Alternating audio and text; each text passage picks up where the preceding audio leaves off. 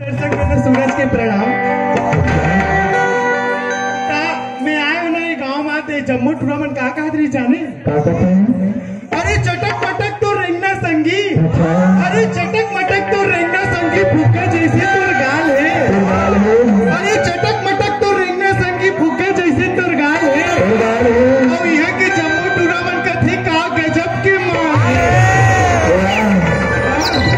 बात तो सही नहीं ऐसे, लेकिन कागज नहीं तो बताओ बता रहा था।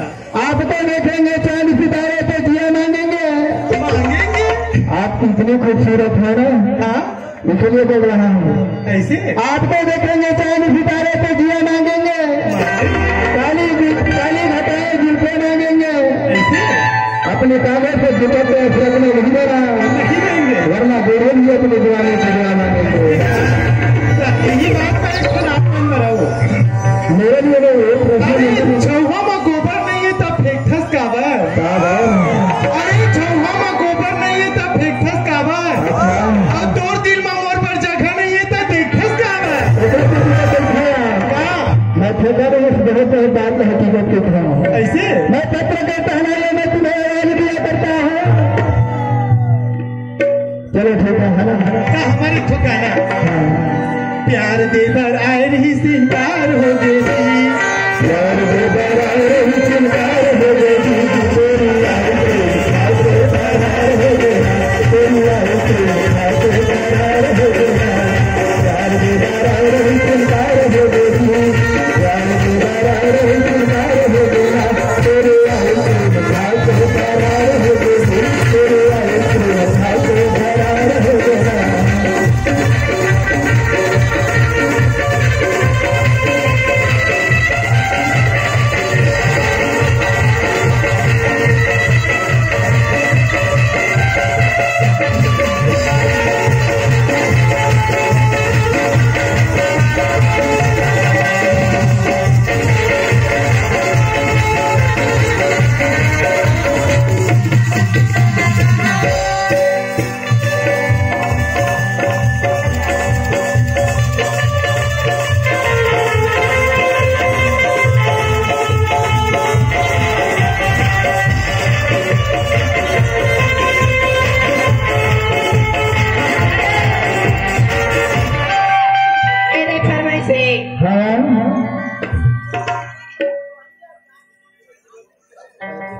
हेलो,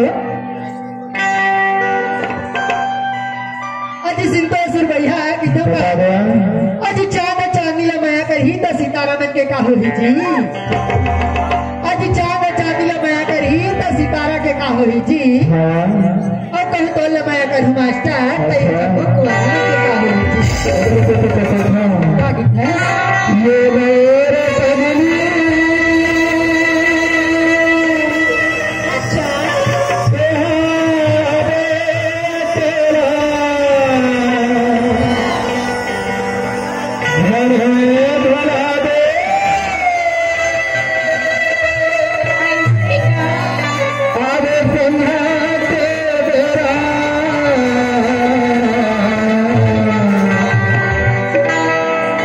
तेरा